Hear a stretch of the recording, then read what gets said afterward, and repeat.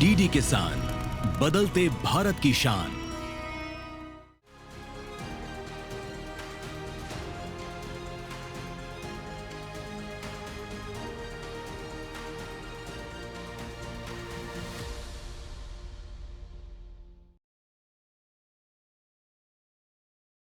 नमस्कार, स्वागत है आपका कृषि दर्शन में। मैं हूं अंजू सिंह। कृषि दर्शन आप किसान भाई बहनों का मनपसंद कार्यक्रम, जिसके माध्यम से हम आप तक पहुंचाते हैं कृषि जगत से संबंधित तमाम नई नई जानकारियां। हमारा देश प्रगति की राह पर तेजी से आगे बढ़े, इसके लिए बहुत आवश्यक है कि हम कृषि के क्षेत्र को और सशक्त करें, और ऐसे में हमारे किसानों की आय में वृद्धि होना भी बहुत ज़रूरी है। किसानों का आर्थिक विकास होगा तो हमारा देश प्रगति की राह पर और तेज़ी से आगे बढ़ सकेगा। इसीलिए हमारा प्रयास होता है कि सरकार की योजनाओं के बारे में विस्तृत जानकारियाँ आप तक पहुँचें, नई तकनीक के बारे में भी हम किसानों को जानकारी दे सकें ताकि उसका वो उचित इस्तेमाल कर सकें। कार्यक्रम में सबसे पहले हम बात करेंगे विज्ञान और किसान की, उसके बाद नज़र डालेंगे कृषि स्टार्टअप पर, और अंत में देखेंगे फार्मिंग इंडिया। तो चलिए शुरुआत करते हैं आज के कृषि दर्शन की।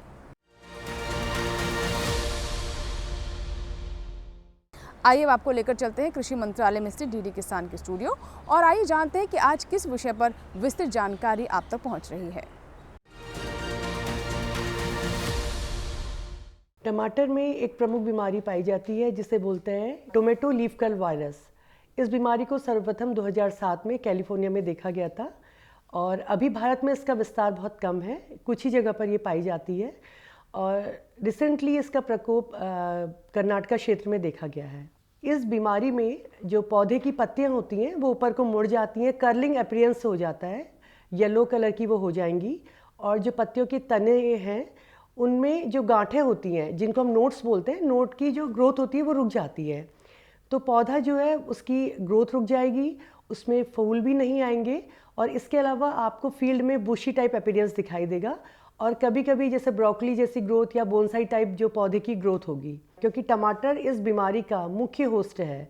इसके अलावा अन्य सोलिनेशियस प्लांट को भी अफेक्ट करता है, और ये जो बीमारी फैलती है ये एक वायरस के द्वारा फैलती है, जो कि वाइट फ्लाई प्रजाति की बमेसिया के द्वारा ये फैलती है। इसके नियंत्रण के लिए हमें कुछ इनिशियल स्टेज पर अगर हम कुछ मेथड्स अपनाते हैं तो हमें निश्चित ही इस बीमारी को हम रोक सकते हैं। जैसे अगर आप कोई वैरायटी लीजिए टमाटर की, तो वो tomato leaf curl virus free होनी चाहिए। इसके अलावा जिस खेत में आप टमाटर लगा रहे हैं उसमें पुरानी फसल का अवशेष नहीं होना चाहिए, क्योंकि वायरस है जो आसपास खरपतवार भी रहती है वो उनमें रह सकता है और नए पौध को अफेक्ट करेगा। बुवाई के बाद अगर ये बीमारी दिखती है तो आप अगर इनिशियल स्टेप पे, क्योंकि बहुत कम एरिया में दिख रही है, तो आप वो पौधों को नष्ट कर दीजिए। इसके अलावा क्योंकि ये बीमारी वाइट फ्लाई से फैलती है, तो वाइट फ्लाई के लिए जो पौधे हैं उसको एक महीन जाली से ढक दें। एवं वाइट फ्लाई के नियंत्रण के लिए आप येलो स्टिकी ट्रैप का भी अपने खेत में प्रयोग करिए। अगर कीट का स्तर आर्थिक हानि स्तर पर पहुंच गया है तो आप central insecticide board and registration committee द्वारा अप्रूव पेस्टिसाइड का ही प्रयोग करिए। और आइए हम नजर डालते हैं विज्ञान और किसान पर।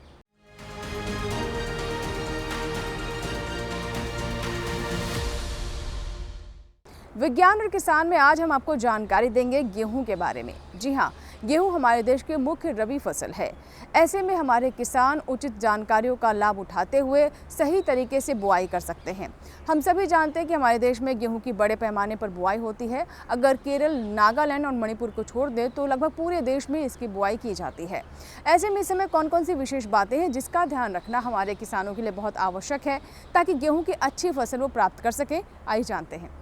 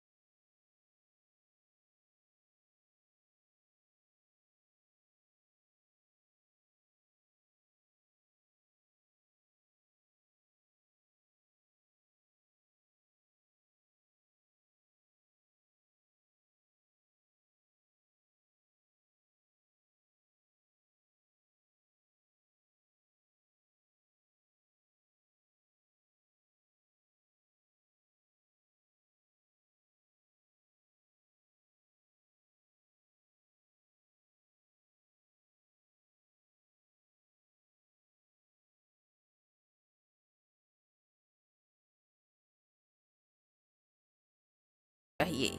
इसमें कतार की दूरी 18 सेंटीमीटर रखनी होगी।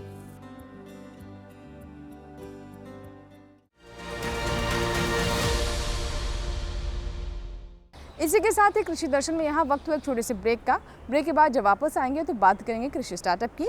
कहीं मत जाइएगा, देखते रहें कृषि दर्शन।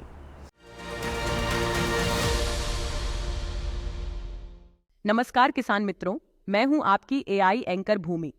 आज हम बात कर रहे हैं उत्तर प्रदेश सरकार की नई योजना मिनी नंदिनी कृषक समृद्धि योजना के बारे में, जिसे राज्य में दूध उत्पादन को बढ़ावा देने के लिए योगी सरकार ने शुरू किया है। इस योजना का उद्देश्य है किसानों की आय में सुधार करना और पशुपालकों की आर्थिक स्थिति मजबूत करना। इस योजना के तहत सरकार किसानों को उन्नत नस्ल की गाय और भैंसें उपलब्ध कराएगी, जिनसे अधिक दूध प्राप्त हो सकेगा। इसके साथ ही किसानों को पशुओं की देखभाल और पोषण के लिए उच्च गुणवत्ता का चारा और स्वास्थ्य सेवाओं की जानकारी भी दी जाएगी। इससे पशुओं का स्वास्थ्य बेहतर होगा और दूध उत्पादन में वृद्धि होगी। इस योजना में आर्थिक सहायता का प्रावधान भी है, ताकि किसानों पर खर्च का बोझ कम हो। साथ ही दूध उत्पादन बढ़ने से ग्रामीण क्षेत्रों में रोजगार के नए अवसर भी खुलेंगे, जिससे स्थानीय अर्थव्यवस्था को बल मिलेगा। तो किसान मित्रों, यदि आप भी इस योजना का लाभ उठाना चाहते हैं तो अपने नजदीकी कृषि या पशुपालन कार्यालय से संपर्क करें और इस अवसर का पूरा लाभ उठाएं। आज के लिए बस इतना ही। आप देखते रहिए डीडी किसान। धन्यवाद। अगली फसल का टाइम तो कभी थोड़ा ही रह गया। ताऊ किसी की फसल हुई? बेटा फसल तो ठीक का है, ये भी अब पक के तैयार होगी। ये भी इसने काट के और पराली ने जड़ा के फिर नई फसल बोने की तैयारी करूंगा। पराली जड़ा के? हाँ ताऊ तू पर्यावरण तो खराब करेगा, गेली हमारी सेहत भी खराब करेगा। फसल का दाना जरूरी नहीं होता, बचे हुए अवशेष भी बड़े काम के हो जाए। इनकी जैविक खाद बना के तू मिट्टी की उपजाऊ शक्ति ना और बढ़ा सका है। और तो और इसकी जो पराल बचेगी ना, उसने बेच के अलग तो मुनाफा भी ले सका है। हाँ, इस पराली से इको फ्रेंडली पेपर और थर्मोकोल बनाया जाता है।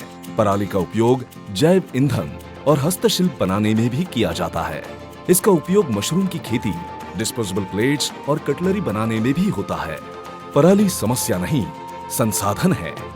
किसान भाई पराली ना जलाएं, पराली से अपनी आय बढ़ाएं।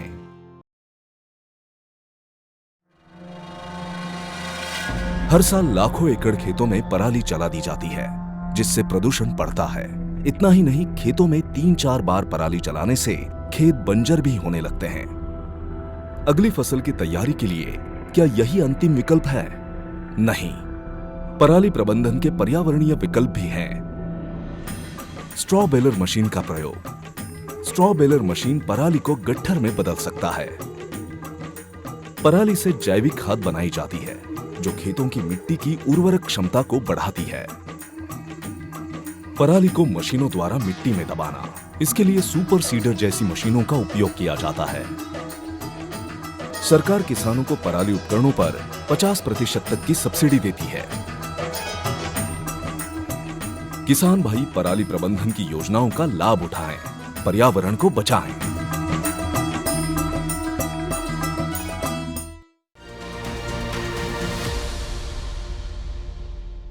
ब्रेक के बाद एक बार फिर आपका स्वागत है। आप देख रहे हैं कृषि दर्शन।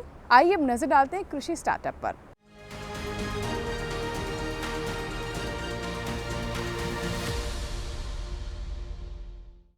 कृषि स्टार्टअप, जी हाँ, कृषि दर्शन का वो सेगमेंट जो कि किसानों को मंच देता है।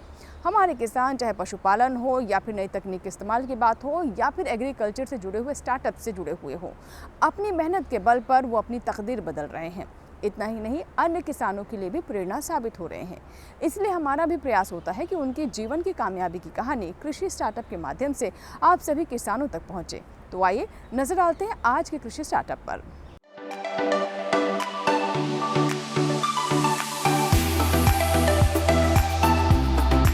मुकेश यादव फरीदाबाद के छोटे से गांव मांझावाली में रहने वाले एक सफल किसान हैं। इनका जन्म खेती से जुड़े एक संपन्न परिवार में हुआ था। इन्होंने अपनी प्राथमिक पढ़ाई इसी गांव से की और आगे की पढ़ाई पूरी करने के लिए मुंबई चले गए थे। चूंकि इनका परिवार खेतीबाड़ी से जुड़ा था, इसलिए खेती से इनका लगाव हमेशा ही बना रहा। पढ़ाई के दौरान भी वे फसलों की बिजाई और कटाई के समय छुट्टी लेकर गांव आया करते थे। इसी बीच गांव और मुंबई में हो रहे कृषि में काफी फर्क महसूस किया। मुकेश ने पाया कि उनके गांव में आज भी परंपरागत तरीके से खेती की जा रही है, जबकि महाराष्ट्र के किसान आधुनिक पद्धतियों का भरपूर इस्तेमाल कर रहे हैं। वर्ष 2004 में मुकेश अपने गांव लौट आए और इन्होंने नई तकनीकों के साथ खेती करनी शुरू की। वे अपने खेत में नई तकनीकों का इस्तेमाल तो करते ही हैं, साथ ही गांव के किसानों को कृषि में नई तकनीकों के इस्तेमाल के बारे में भी जानकारियां देते हैं और सिखाते हैं।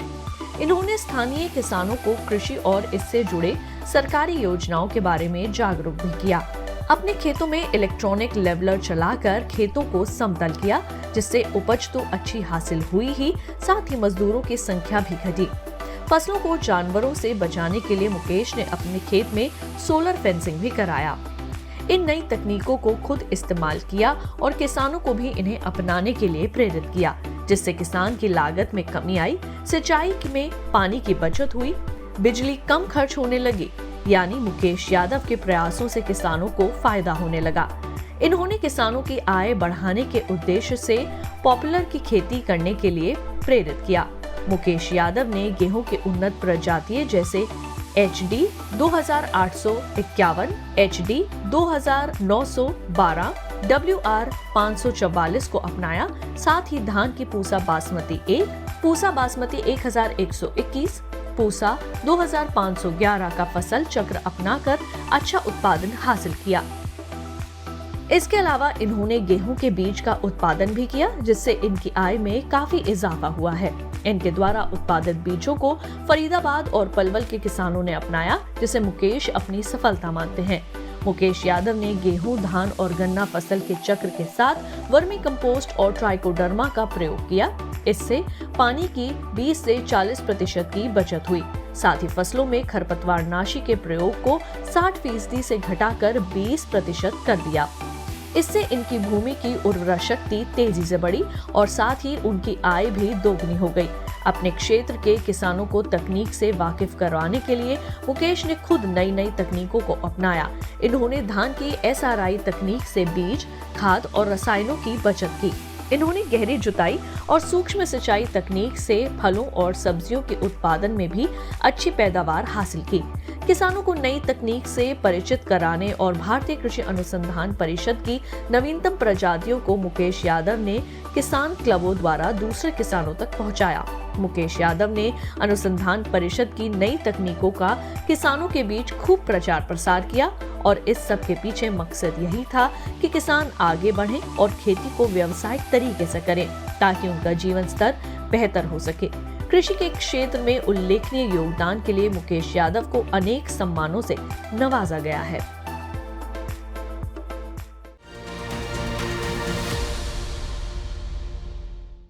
इसी के साथ ही यहाँ वक्त हुआ एक और छोटे से ब्रेक का। कहीं मत जाइएगा। ब्रेक के बाद जब वापस आएंगे तो बात करेंगे फार्मिंग इंडिया की।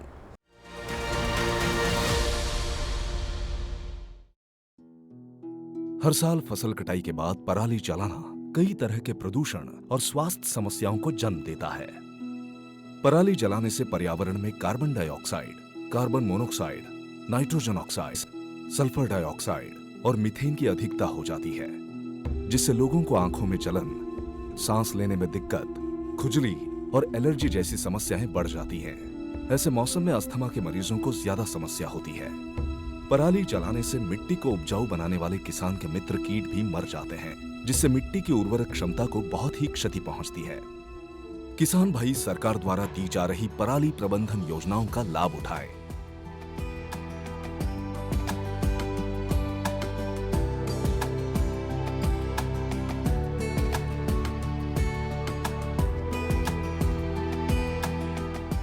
पराली ना जलाएं, पर्यावरण और स्वास्थ्य को बचाएं।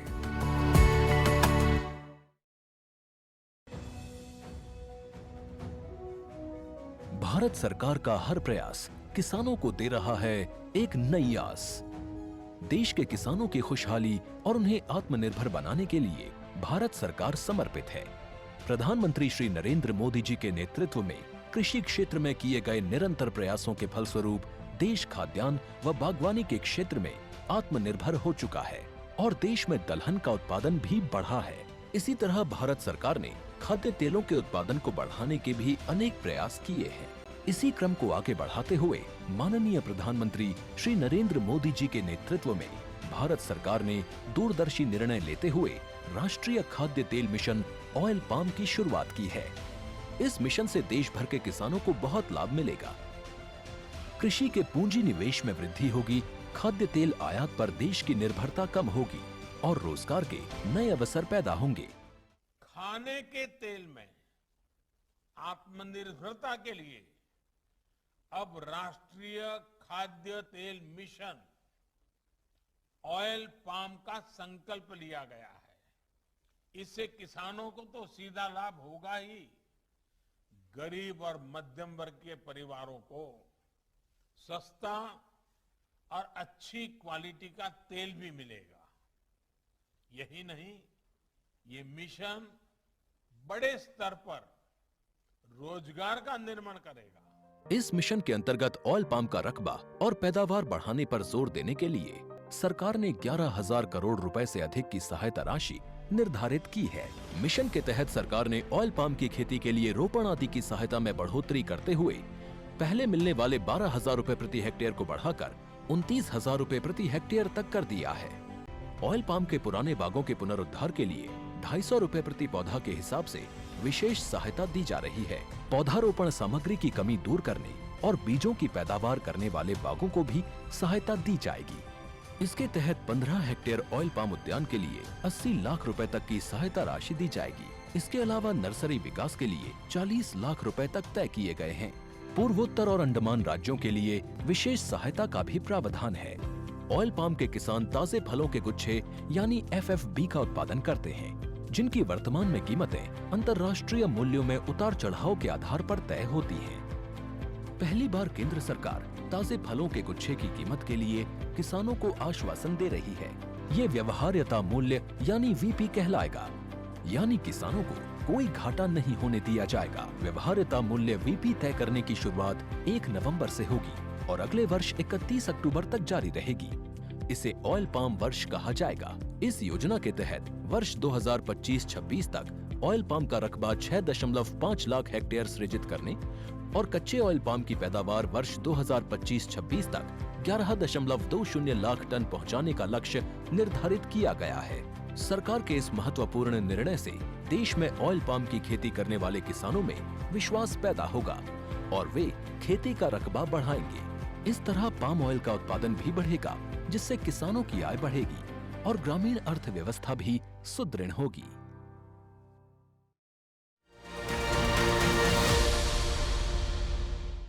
ब्रेक के बाद एक बार फिर आपका स्वागत है। आप देख रहे हैं कृषि दर्शन। आइए हम नजर डालते हैं फार्मिंग इंडिया पर।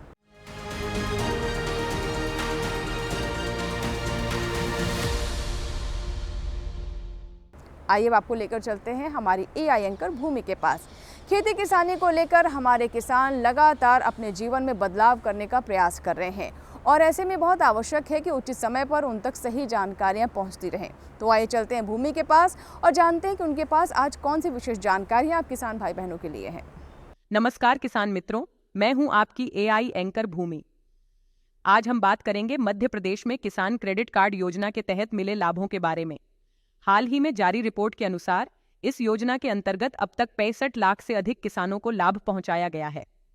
किसान क्रेडिट कार्ड योजना का उद्देश्य किसानों को आसानी से कृषि कार्यों के लिए वित्तीय सहायता प्रदान करना है, जिससे वे समय पर बीज, उर्वरक और अन्य कृषि आवश्यकताओं की पूर्ति कर सकें।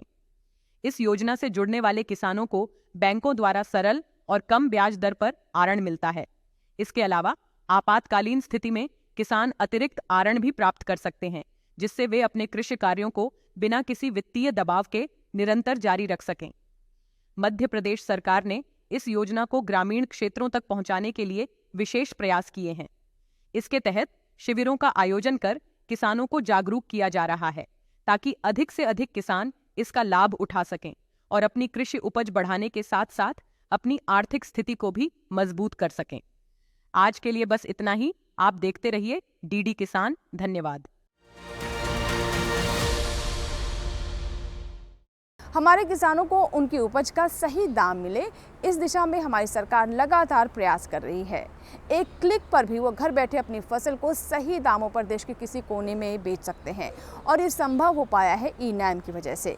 आइए जानते हैं कि ई-नैम से कैसे हमारे किसान लाभ ले सकते हैं और इससे कैसे कृषि के क्षेत्र में क्रांति आ रही है। आइए देखते हैं इस रिपोर्ट में।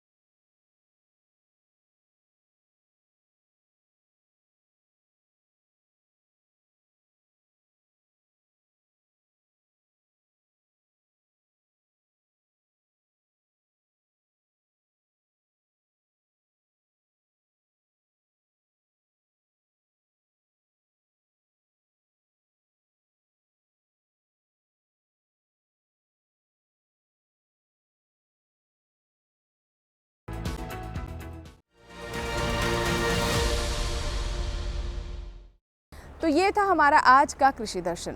हमें पूरी उम्मीद है कि आज के कार्यक्रम में जो जानकारियां हमने आप तक पहुंचाई हैं उसका उचित लाभ आप अवश्य उठाएंगे। अगर आपके कोई सवाल है या फिर कोई सुझाव है जो कि आप हम तक पहुंचाना चाहते हैं तो आप हमें ईमेल कर सकते हैं, पत्र भी लिख सकते हैं। हमारा ईमेल आईडी है krishidarshan@gmail.com। पत्र लिखने के लिए हमारा पता नोट कर लें। हमारा पता है कृषि दर्शन, कमरा नंबर 58, CPC, दूरदर्शन, खेलगांव, नई दिल्ली 110049। आपके ईमेल्स और आपके पत्रों का हमें इंतजार रहता है। आपके सुझाव हमें कार्यक्रम को और बेहतर करने में मदद भी करते हैं। चलते चलते एक और आपको जानकारी दे दें कि आप हमारा ये कार्यक्रम यानी कृषि दर्शन YouTube चैनल पर भी देख सकते हैं। इसके लिए टेलीविजन स्क्रीन पर दिखाए जा रहे इस QR कोड को स्कैन करें और YouTube पर भी देखें कृषि दर्शन।